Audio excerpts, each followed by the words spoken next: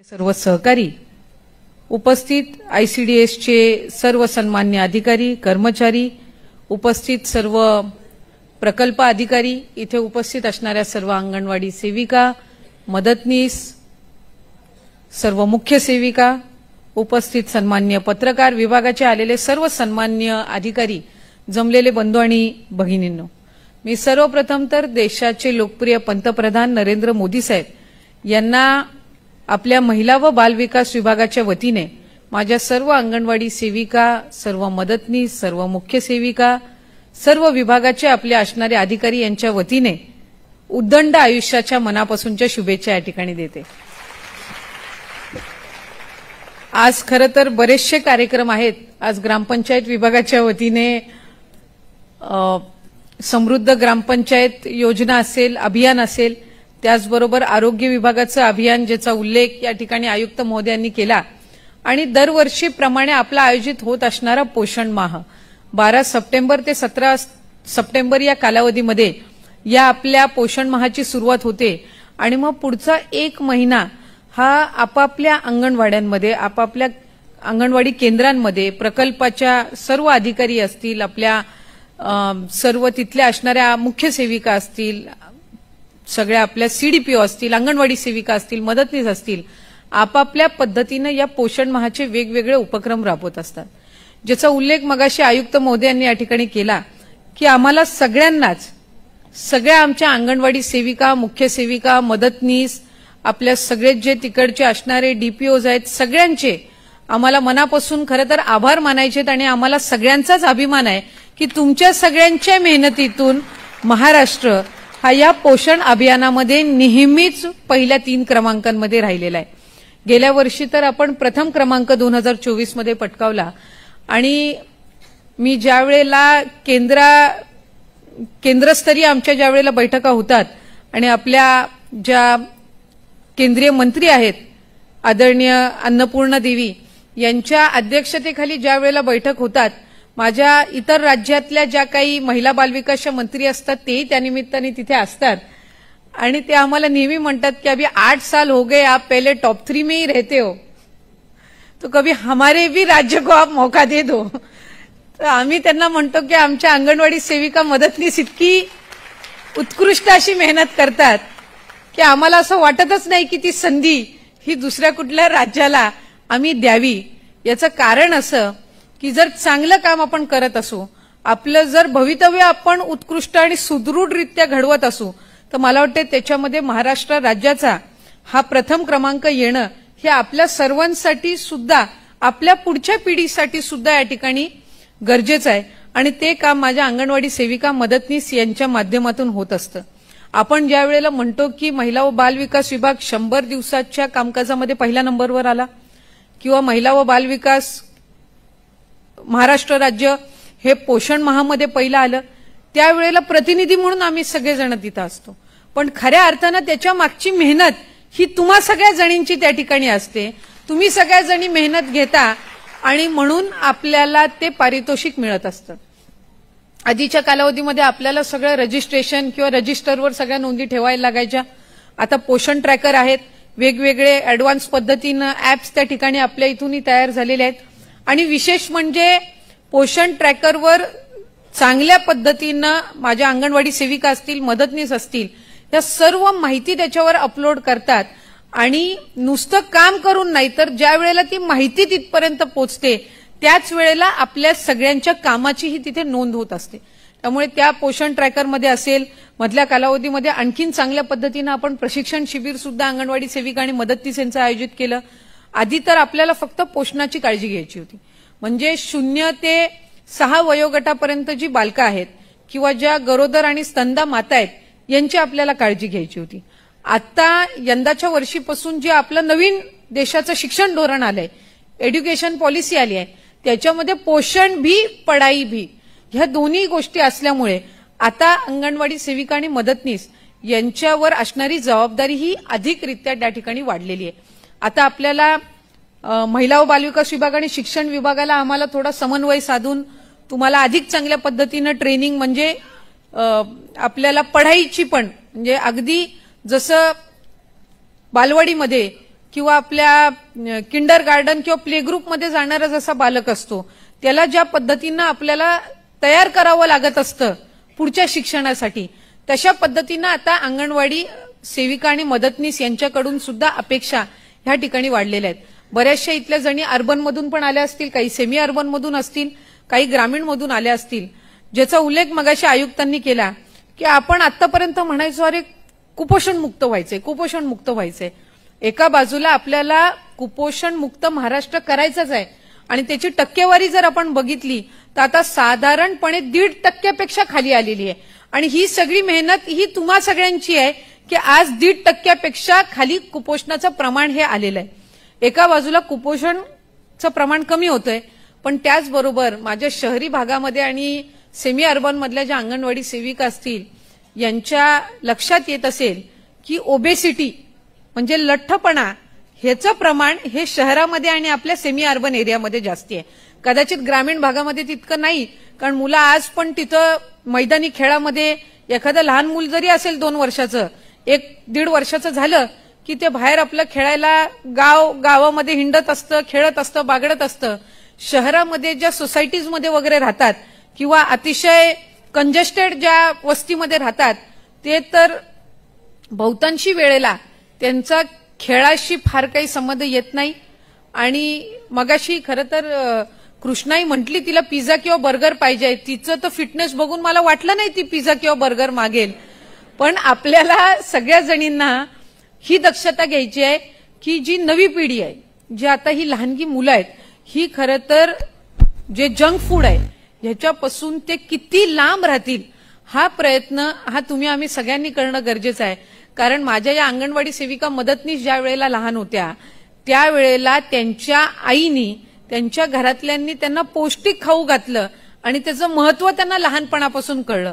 आज तुमच्याही बालकांना त्याचं महत्व हे तुम्ही पटवून देत असता, कारण जी अंगणवाडी सेविका पोषणच्या संदर्भामध्ये मार्गदर्शन करते तिच्या घरातच जर तिचं मूल बर्गर आणि पिझ्झा खायला लागलं तर मग आपण काही इतरांना सांगू शकणार नाही. पण अशा वेळेला आपल्यावर असणारी जबाबदारी सुद्धा आहे आणि आपल्या कामाची व्याप्ती पण वाढते.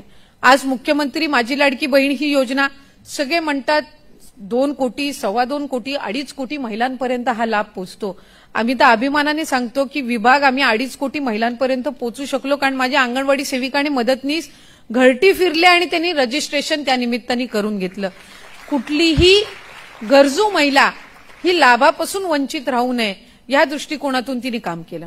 कोविडच्या कालावधीमध्ये तर आशा सेविका, आरोग्य सेविका, डॉक्टरांच्या सोबत मिळून अंगणवाडी सेविकेनी तर घरटी जाऊन तापाची सुद्धा तपासणी केलेली आहे. म्हणजे एखाद्याचे सिम्पटम्स जे खरं तर डॉक्टर किंवा एखादी नर्स नोंद करून घेत असते ते सुद्धा माझ्या अंगणवाडी सेविका आणि मदतनीस यांनी केलेलं आहे. त्याच्यामुळे बऱ्याचशा वेळेला ज्या वेळेला आमच्यासमोर आव्हानं येतात त्यावेळेला तुम्ही सर्व भगिनी ह्या आमच्या बाजूनी त्या ठिकाणी उभं राहता आणि आम्हाला पाठबळ देता. कुठलाही विभाग हा सक्षम त्याच वेळेला बनतो ज्या वेळेला त्यांची यंत्रणा सक्षम असते. आज महिला व बालविकास जे काम करत आहे हे तुम्हा सगळ्या जणींमुळे आहे, कारण यंत्रणा ही तितक्या पद्धतीनं सक्षमपणे तुम्ही खालच्या पातळीवर राबवता आणि तुम्ही तुमची अंगणवाडी ही अधिकाधिक त्या ठिकाणी चांगली कशी होईल यासाठी त्या निमित्ताने काम करत असता. यंदाच्या वर्षी आपल्याला पोषण भी पढाई भी, त्याच्यानंतर मग पुरुषांचा सहभाग वाढवणं हे नक्कीच त्याच्यामध्ये गरजेचं आहे. खासकर आपल्या ग्रामीण भागामध्ये बऱ्याचशा वेळेला असं वाटत असेल की आता एखादी महिला प्रेग्नेंट झाली की सगळी जबाबदारी बिचारी त्या महिलेची असते आणि मग पतीच्या नेमक्या पुरुषाच्या नेमक्या जबाबदाऱ्या काय हेही आपल्याला कधी ना कधीतरी त्यांना पटवून देणं हे निश्चितपणाने त्या ठिकाणी गरजेचं राहतं. मी शहरी भागाचा उल्लेख का नाही केला, कारण शहरी भागामध्ये पण बऱ्याचशा वेळेला आई वडील दोन्ही काम करत असतात.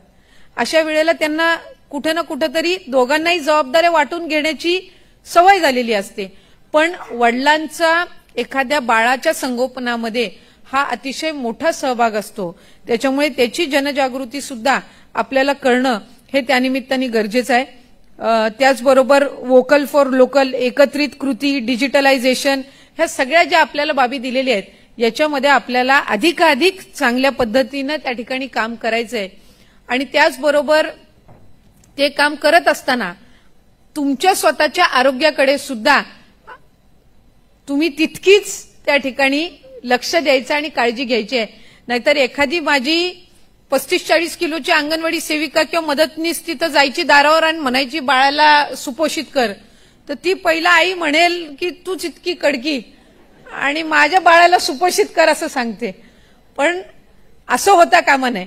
आता नवीन ज्या आपल्या अंगणवाडी सेविका मदतनीस जवळपास 18,000ची भरती आपण केली आहे. सर्वात मोठी भरती प्रक्रिया ही महिला बालविकासमध्ये त्या ठिकाणी झालेली आहे. म्हणजे अधिकाधिक महिलांना एका बाजूला रोजगाराची संधी मिळते, पण त्याचबरोबर सुपोषित भारत, सुपोषित महाराष्ट्र घडवण्याची संधी सुद्धा माझ्या माता भगिनींना मिळते. याचा एक विशेष अभिमान हा मला निश्चितपणाने त्या ठिकाणी आहे. डॉक्टर आनंदीबाई जोशी या नावाने आपण आरोग्य तपासणी शिबिर आपल्या अंगणवाडी सेविका आणि मदतनीस यांचं आयोजित करत असतो. यंदाच्या वर्षीचं सुद्धा आयोजित करत असताना या माझ्या अंगणवाडी सेविका आणि मदतनीस यांच्या सहित त्यांचं जे मूळ कुटुंब आहे यांचं सुद्धा आपल्याला मोफत आरोग्य तपासणी ही त्यानिमित्ताने करायची आहे. कारण जी माझ्या अंगणवाडी सेविका आणि मदतनीस ही इतरांच्या कुटुंबाची काळजी घेते, तिच्या कुटुंबाची काळजी घेणं ही जबाबदारी ही विभाग म्हणून आपली सुद्धा ही त्यानिमित्ताने नक्कीच आहे. आपण वेगवेगळ्या माध्यमातून वेगवेगळ्या जे काही उपक्रम दिले जातात त्याच्यामध्ये तुम्ही सगळ्याच जणी काम करत असता. लाडकी बहीण योजनेमध्ये सुद्धा आदरणीय मुख्यमंत्री देवेंद्र फडणवीस साहेब, उपमुख्यमंत्री एकनाथजी शिंदे साहेब आणि उपमुख्यमंत्री अजितदादा यांच्या मार्गदर्शनाखाली खूप चांगलं आपण काम केलं. त्याच्यानंतर ग्राउंड लेवलचे सर्व्हे सुद्धा पुन्हा एकदा तुम्हाला सगळ्या जणींना करावे लागले. त्याच्यामध्ये सुद्धा अनेक आव्हानांना तुम्ही सामोरं गेला. जी नोंदणी आपण करतो ती परत जाऊन व्हेरीफाय करणं आणि त्यांच्या प्रश्नांची उत्तरं देणं ही काही साधी सोपी गोष्ट नव्हती. आणि ही जाणीव ही आम्हाला निश्चितपणाने आहे. कारण समोरच्या तुम्हाला विचारणार की तुम्ही रजिस्ट्रेशन करून घेतलेलं होतं आणि आता आम्हाला परत प्रश्न का विचारताय. पण तेही काम माझ्या अंगणवाडी सेविका आणि मदतनीस यांनी अतिशय कमी कालावधीमध्ये उत्कृष्टरित्या केलं. त्याचबरोबर यंदाच्या वर्षीपासून जी मातृवंदना योजना आपल्यात आलेली आहे, खरं तर 6-8 महिने ती प्रक्रिया चालू होती, पण एप्रिल महिन्यामध्ये ती योजना आपल्याकडे आली आणि आम्ही काही दिवसांपूर्वी सन्मान्य मुख्यमंत्री महोदयांसमोर सुद्धा हे सादरीकरण केलं. सचिव महोदय सुद्धा त्यानिमित्ताने होते, मी स्वतःही त्या बैठकीला होते, आयुक्तही होते. आम्ही उल्लेख केला की 1 महिन्याच्या कालावधीमध्ये ते रजिस्ट्रेशन कंप्लीट करणं हे किती आव्हानात्मक होतं हे आम्ही सगळेच जण समजू शकतो. एका बाजूला लाडकी बहीण योजना, दुसऱ्या बाजूला मातृवंदनेचं रजिस्ट्रेशन, क्रॉस व्हेरिफिकेशन, ह्या सगळ्या गोष्टी या इतक्या मर्यादित कालावधीमध्ये आमच्या यंत्रणेनी म्हणजे तुम्ही सगळ्या जणींनी पूर्ण केल्या याचा उल्लेख आवर्जून आम्ही राज्याचे मुख्यमंत्री महोदय यांच्यासमोरही केला. आणि खऱ्या अर्थानं मातृवंदना योजना आज जवळपास 61,000 लाभार्थ्यांना आपण त्याचा लाभ देतोय. म्हणजे 61,000 आशीर्वाद हे माझ्या अंगणवाडी सेविका आणि मदतनीस यांना आजच्या दिनानिमित्त निश्चितपणाने मिळणार आहेत. पुढच्या कालावधीमध्ये अशाच पद्धतीनं काम हे आपल्या सगळ्यांनाच करायचंय. आणि यंदाच्या वर्षी सुद्धा जसं 2024 मध्ये प्रथम क्रमांक हे आपल्या विभागाला पोषण माहमध्ये मिळाला होता, यंदाच्या वर्षी सुद्धा माझी खात्री आहे की अतिशय उत्कृष्टरित्या आपण सगळ्याजणी काम कराल. गेल्या वर्षी आम्ही गडचिरोलीपासून सुरुवात केली होती, यावर्षी आपला राज्यस्तरीय कार्यक्रम आपण इथून सुरुवात करत आहोत. आणि हा जरी आज इथून सुरुवात झालेली असेल तरी पुढच्या या महिन्याभराच्या कालावधीमध्ये अधिकाधिक आपल्याला जे काही नियम निकष दिलेले आहेत त्याच्यामध्ये लक्ष केंद्रित करून आपल्याला काम करायचंय. आणि आपला हा प्रथम क्रमांक आपल्याला सगळ्यांना मिळवून त्या ठिकाणी टिकवायचा आहे. आणि सरकारच्या माध्यमातून ज्या ज्या काही योजना या आपल्या सर्वांप्रती आपल्या सर्व लाभार्थ्यांसाठी आणलेल्या आहेत त्याही आपल्या सगळ्यांच्या माध्यमातून आपल्याला पुढच्या कालावधीमध्ये पोहोचवायच्या आहेत. मी पुन्हा एकदा आपल्या सगळ्याच जणींचे मनापासूनचे आभार मानते. येणाऱ्या नवरात्री उत्सवाच्या सुद्धा आपल्याला आजच मनापासूनच्या शुभेच्छा या निमित्ताने देते. तुम्हाला सगळ्यांना निरोगी आणि त्याचबरोबर उज्ज्वल भवितव्य लाभो अशीच मी दुर्गा मातेचरणी प्रार्थना करते आणि थांबते. धन्यवाद. जय हिंद.